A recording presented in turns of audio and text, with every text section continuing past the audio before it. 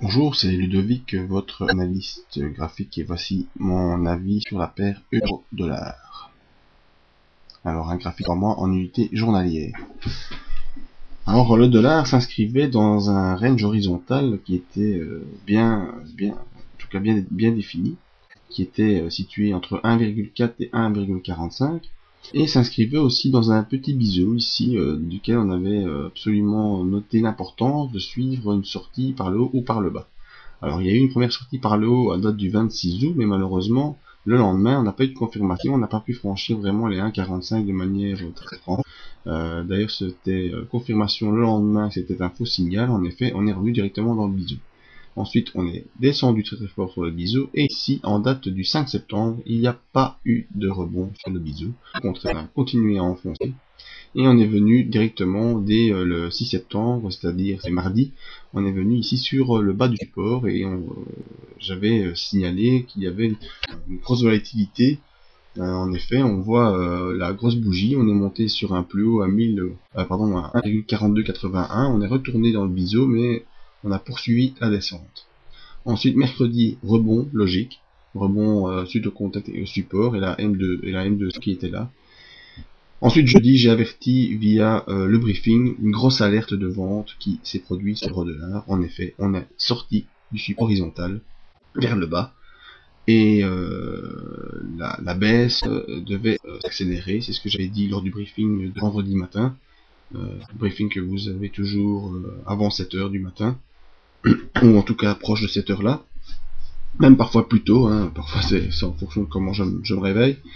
Et en effet, vendredi, grosse accélération baissière, on est revenu ici sur un support intermédiaire 1,36, 1,36,32, et le cours clôture à 1,36,57. Donc on voit bien les bandes de Bollinger vont s'écartant très fort, les moyennes mobiles sont en train de baisser, on a enfoncé la M200, on a enfoncé ce support, et on est ici sur un support intermédiaire. Alors précédemment, dans l'analyse mensuelle que vous pouvez retrouver sur le site à la page Forex, eh bien j'avais signalé que l'euro-dollar était en train de faire des oscillations entre niveau haut et niveau bas, et que le prochain niveau bas à atteindre était 1,16. Et il semblerait que l'accélération vers ce niveau se mette en place.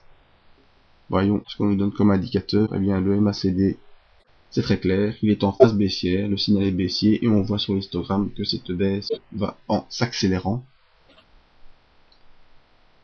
Le stochastique, lui, est arrivé au maximum de son impulsion baissière.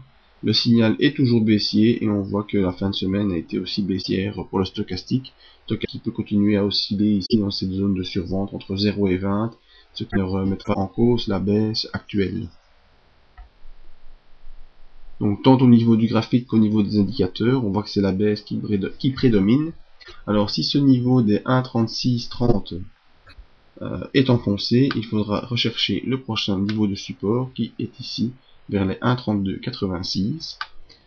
Pour avoir une vision à plus long terme, je vous invite à rejoindre sur le site où l'analyse mensuelle sera mise à jour ce week-end, ce qui vous donnera en tout cas une meilleure perspective sur l'euro-dollar dans les semaines à venir, à mon avis.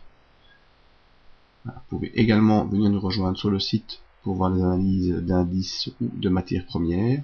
Et n'oubliez pas tout le briefing dans lequel je donne les signaux importants de retournement de phase ou d'achat sur les indices ou les matières premières. Merci de votre écoute et à bientôt.